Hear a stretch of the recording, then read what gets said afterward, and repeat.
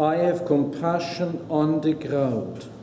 In the name of the Father, and of the Son, and of the Holy Ghost. Amen. This year, during Lent, we have considered the rite of the traditional Latin Mass in opposition to the rite of the new Mass. And we would like to continue this theme during this summer.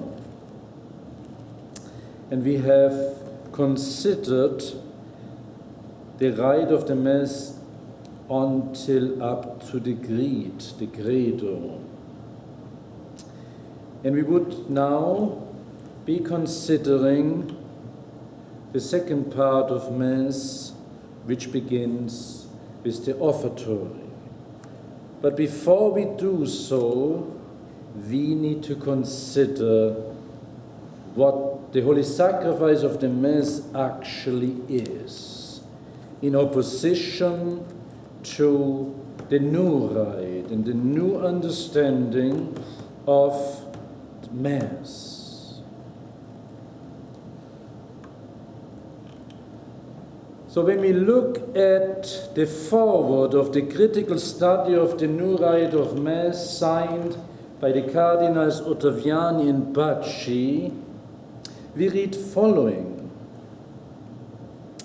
that the Novus Ordo represents both as a whole in its details, and what that means, considered as a whole, integral, but also in all of those details of the new Mass, a striking departure from the Catholic theology of the Mass as it was formulated in the session 22 of the Council of Trent.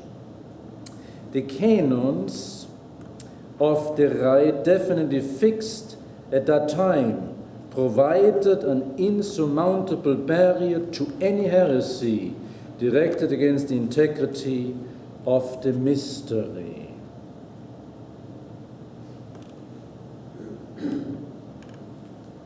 And then he continues, the innovations of the Novus Ordo in the fact that all that is of perennial value finds only a minor place in the new rite of the Mass, if it subsists at all, he says, could well turn into a certainty the suspicions already prevalent, alas, in many circles, that truth which have always been believed by the Christian people can be changed or ignored without infidelity to that sacred deposit of doctrine to which the Catholic faith is bound forever. So the Cardinals Ottaviani and Bacci. Now when we look at the promulgation of the new Mass and the new Missal, then you have in the beginning of the new Missal, as it is in the old Missal, the rubrics, that is to say, an explanation how the priest is to say Mass, how he is to conduct himself during Mass. And so it is in the new Missal. But this was totally changed. And we find in the Missal, in the new Missal of 1969, the Missal of Paul VI, a definition which strikes a Catholic. The so-called paragraph 7 of the general instruction of the new Missal. And this is a new definition of the Mass. It reads as follows: the Lord's Supper, or Mass, is a sacred assembly and congregation of the people of God gathering together. So what these reformers say, that the essence, the nature of the Mass is not as before the sacrifice of Christ, not even the real presence anymore, but simply the gathering, the coming together of the people, the assembly, as the Reformers like to call it. So gathering together with a priest presiding, the instruction continues, in order to celebrate the memorial of the Lord. For this reason, Christ's promise applies supremely to such a local gathering of the church. Where 2 or 3 come together in my name, there I am in their midst. This original definition of the Mass is without any doubt heretical, and it touches on various heretical statements of the Protestants.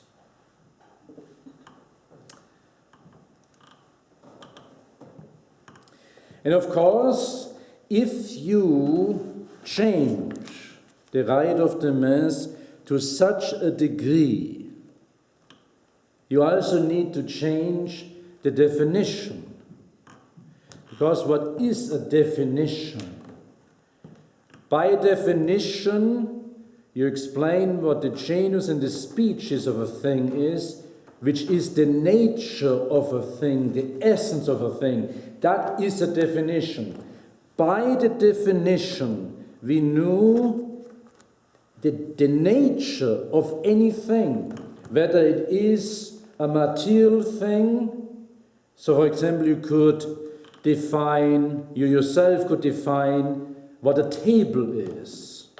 There is a very specific definition of a table, consisting of a board with 4 legs. And so it is with spiritual things. By the definition, we know the nature of the Mass. And if the Reformers, Paul VI, define the Mass in such a way, which is an absolutely denial of sacrifice, because it's not even mentioned in the original of 1969, nor transubstantiation, and also the putting on the same level of a spiritual presence of Christ, when our Lord says, where 2 or 3 come together in my name, there I am in their midst.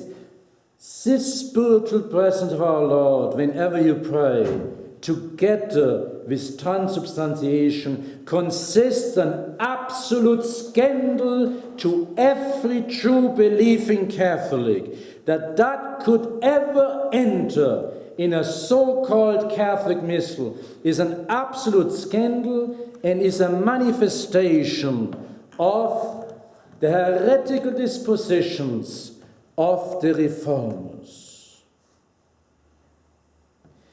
And as the Reformers themselves say, that this definition in the introduction of the new missal is of doctrinal character.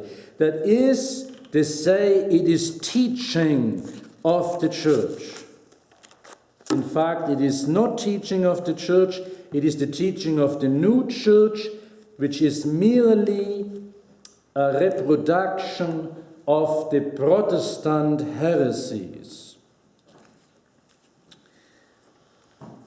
Of course, historically, because of complaints and criticism by some bishops, including Archbishop Marcel Lefebvre, at that time, this definition was changed merely under pressure of some conservative bishops. But not to that extent as it should have been. The correction is as follows. At the Mass or the Lord's Supper, the people of God are called together with a priest presiding and acting in the person of Christ to celebrate the memorial of the Lord or Eucharistic sacrifice. There's not much of a change, including some Catholic words, but the essence of the definition has not changed to such an extent that the assembly, the coming together, the congregating people, if you want, that is the essence of Mass, with the presiding priest in the person of Christ. It is very different how the true Church looks at the holy sacrifice of the Mass. For the Church, it is a sacrifice, a renewal of the self-same sacrifice as Christ has offered on the cross, with the difference that is in an unbloody manner being offered to the divine majesty. Now, what does the Council of Trent, how does the Council of Trent define the holy sacrifice of the Mass? The Council of Trent infallibly declares, when it says, "And since in this divine sacrifice, which is celebrated in the Mass, that same Christ is contained and immolated in an unbloody manner, who on the altar of the cross once offered himself in a bloody manner. The Holy Synod teaches that this is truly propitiatory." And this term is very important, because Martin Luther and the Reformers denies this term, and has this effect that if contrite and penitent we approach God with a sincere heart and right faith, with fear and reverence, we obtain mercy and find grace in seasonable aid. For appeased by this oblation, the Lord granted the grace and gift of penitence, pardons crimes and even great sins. For it is one and the same victim, which is Christ, the same one now offering by the ministry of the priest as he who done offered himself on the cross, the manner of offering alone being different. The fruits of that oblation are received most abundantly through the unbloody one, that is to say, through Mass, so far as the latter from being derogatory in any way to him. Therefore, it is offered rightly according to the tradition of the apostles, not only for the sins of the faithful living, for their punishments and other necessities, but also for the dead in Christ, not yet fully purged. And so if you compare the two definitions from the Council of Trent and this new definition, so we have to conclude, and with even greater language, stronger language, there's an absolutely new doctrine, an absolute new teaching in the definition of the new rite of Mass. That is an assembly, not anymore a propitiatory sacrifice, but an assembly where somehow Christ becomes present. It is an absolutely heretical departure from the infallible teaching of the Council of Trent. So let us consider today a little bit in this light the nature of the true Mass as a true sacrifice, and why the Mass is a true sacrifice, and this is the only nature, the only essence of Mass. Even the communion of the faithful is not the essence of the Mass, it's a fruit, a consequence of the Mass. Now, is the holy sacrifice of the Mass a real and true sacrifice? Because this is a very important question when we talk about the new rite versus the old rite. Because the orientation has changed. That is to say, not merely by definition, but by the rite itself, the new Mass does not connote sacrifice. It connotes assembly of people. By the very position of the altar, as I have previously explained it. Or in other words, if somebody who has no background knowledge about the Catholic faith, if someone like that goes to the new Mass offered towards the people versus populum, he will perhaps tell that the message he gets from the new rite is that it's not a sacrifice, but that it's a meal for people. Because everything in the new rite of Mass connotes this idea of assembly, of a meal, that the center of this service is not God, but it is man who is in the center. That is the message what the new rite conveys. But the Mass is a sacrifice. And we know this already from the institution of the Holy Eucharist. In that solemn hour on Holy Thursday night, when Christ ate the Paschal lamb with his disciples before he went to his death, he founded the Church of Salvation, and he erected the altar upon which the true sacrifice of atonement of the new law was then offered, and should be offered up daily for us to the Heavenly Father.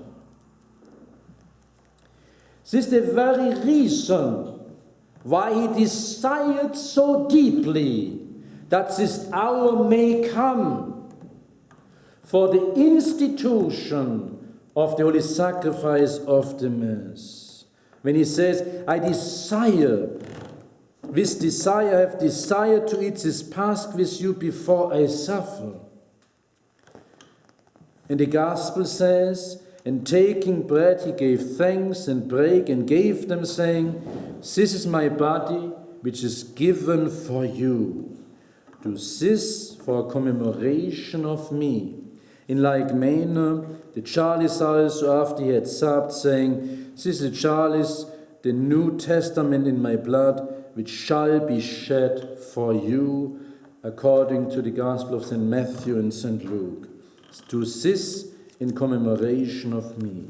And this is the institution of the holy sacrifice of the Mass in a few brief words. At the same time, the first offering up of the same, as well as the manifestation of the will of our blessed Lord, that it should from now on to be continually repeated, so to speak, in his church. Let us consider this. The body which shall be given and the blood which shall be shed. This can have no other meaning or significance than, this is my body which will be given for the atonement of the sins of man, which is, of course, true. And this is my blood, why he holds the chalice in his hands at the Last Supper, which flows from the forgiveness of the sins of man. His body is therefore a true body of sacrifice. The words itself give testimony of this. Very important for the understanding of the Holy Eucharist, as a sacrifice, is this expression of our Lord's, this is the chalice, the New Testament in my blood. The new law is just as distinguishable by the blood which flows as the old law, only that by the blood of goats and oxen, as St. Paul speaks of, but by the blood of the Lord, by the blood of the Savior. And of course, blood has to do with sacrifice if it's voluntarily shed. And here we have the sacrifice of the new law. And this sacrifice, which our Lord offered up for the first time on Holy Thursday, according to his own will, shall be continued forever. And that's why he said, do this for a commemoration of me. And the apostles understood it in such a manner. As Christ offered sacrifice, so were the apostles obliged and authorized to offer the sacrifice of the body and blood of Christ. With the sacrifice, Christ therefore erected the first Catholic altar, if you want, the temple of sacrifice, which is the Roman Catholic Church, on that memorable evening of Holy Thursday, before he suffered, and he placed therein the holy priesthood of the Catholic Church, because where there is sacrifice, there must also be priests. It's not by chance that the Novus Ordo has a crisis of the priesthood, because if you tamper with the Mass, if you tamper with sacrifice, it begs the question about the priesthood. It begs the question even about the celibacy. And that is why you have these discussions.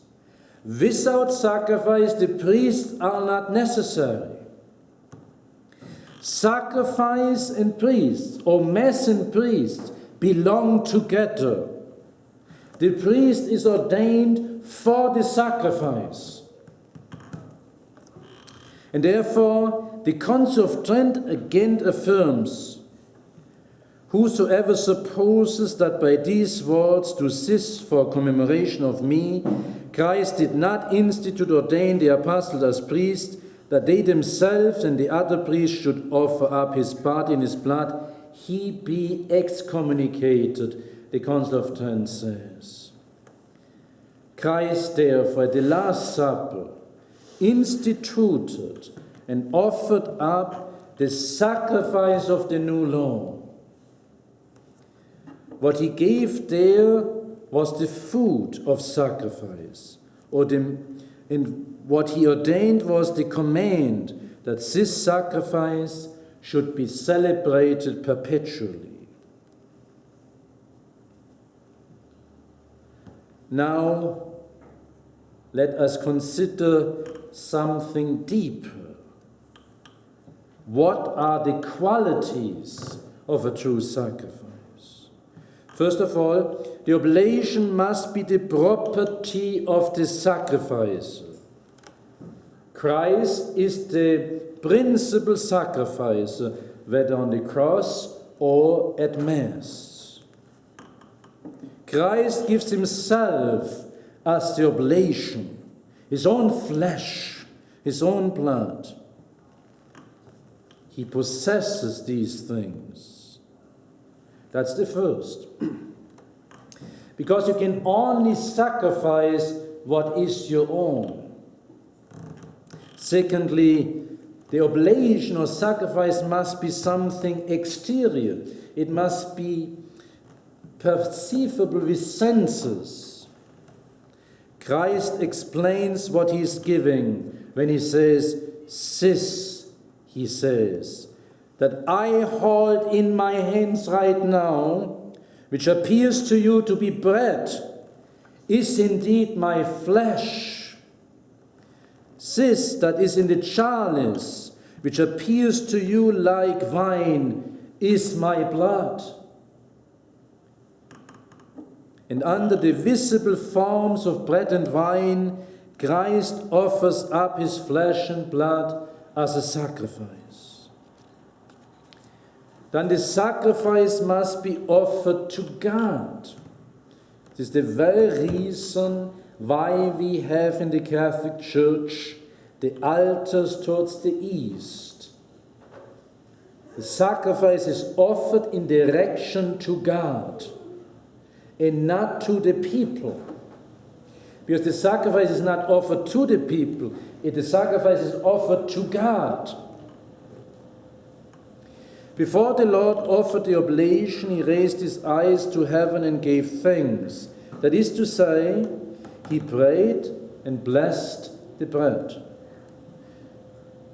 There is no doubt that in what he does, he is in the most intimate communication with his Father in heaven. What he now does in being done for the glory of his Father in heaven who sent him. His flesh and his blood, which he gives for the reconciliation of man with God, since he can only offer up to the one who is to be propitiated. The offended and angered majesty of God. The oblation, his body and blood, and this is, by the way, what the alt-right so beautifully expresses it in the offertory, as we will see next Sunday.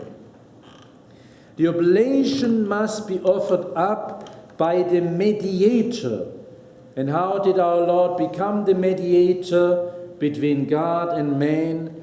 By the incarnation, assuming and uniting to himself the two natures, the human nature in the one divine person. And there must be therefore a sacrificing priest. First of all, Christ is himself the sacrificing priest. Or, as it is also be said, he is the principal offerer. The ordained priest is the instrument in the hands of Christ. He is the principal offerer, our blessed Lord himself, at every Mass, because he offers up himself, his flesh and his blood, and for all time to come, he appoints and ordains his apostles and those who succeed them in their priestly office as sacrificing priests who alone shall have the ability and power to be able to offer up this exalted sacrifice of the new law to the Heavenly Father.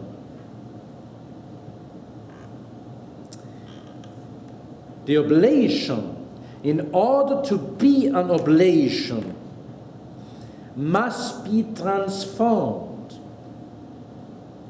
It must be destroyed, if you want.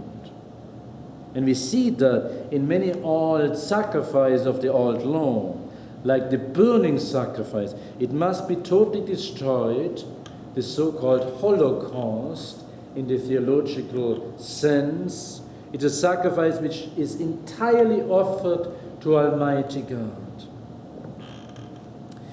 When the Savior therefore took bread and wine into his own hands, the apostles saw only bread and wine.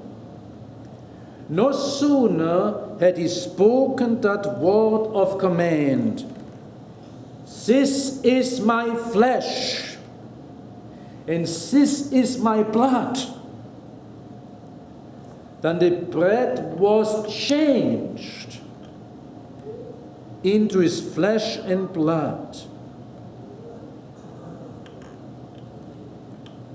And that's why the Council of Trent used the term transubstantiation, that the substance of the bread and the wine is changed into the substance of his flesh and blood to such an extent that after the consecration there is no bread. There is nothing left from the substance, from the nature of the bread or the wine. It is truly his flesh and his blood, and truly the mystery of our faith. That which took place at the sacrifice, at the cross, the true separation, the violent separation, if you want, of body and blood, since the blood flowed from his body even after his death, from his side, there was a true separation of the two. We see here represented by the separation in the Mass of the form of the bread and wine, the sacramental separation of the host and the content of the chalice, his flesh and blood.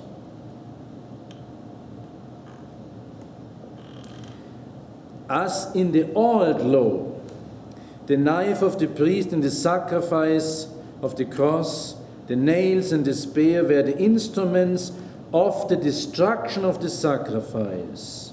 So here at the Mass, the instruments of transubstantiation are the words. Some fathers of the Church even compare the words, the voice of the priest, with the knife in the old sacrifice of the old law. Because by these words, the transubstantiation, the change from bread and wine into the body and blood of Christ is effected. This is my body and this is my blood. And finally, the sacrifice must be offered up with the intention of acknowledging God as the sovereign and mighty Lord of all things. And this idea is totally destroyed in the new rite of Mass. On the other hand, it is marvelously expressed in the old rite, in the true Mass, because everything is directed towards God in the old rite. It is a manifestation that we as his creatures must offer homage to Almighty and to the sovereign God.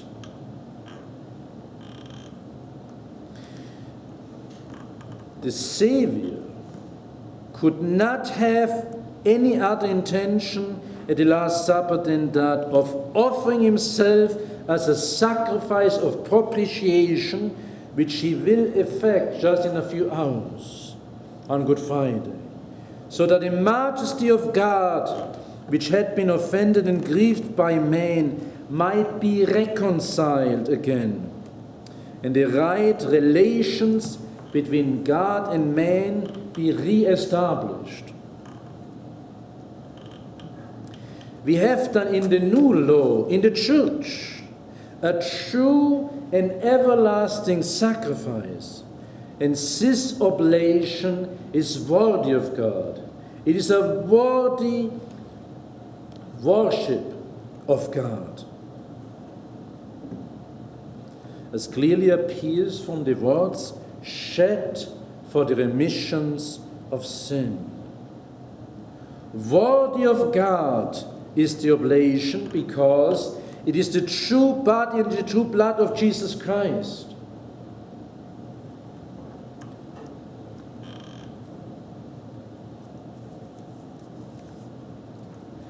Therefore, the sacrifice of our blessed Lord and the sacrifice of the Mass are the worthy sacrifice to Almighty God. Worthy of God is the sacrificing priest of this oblation, because it is Christ, through the instrument of the ordained priest, effects this sacrifice.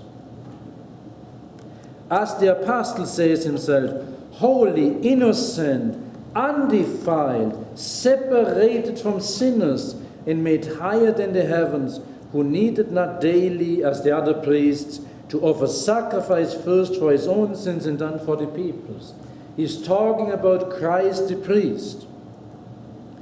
And those whom the Lord ordains to be in the future the priests of his sacrifice are only his appointed instruments or custodians, his servants and his representatives. The true sacrifice of the Mass is worthy of God. The new Mass is unworthy of God. The true sacrifice is worthy of God because the manner of offering the sacrifice is worthy to him.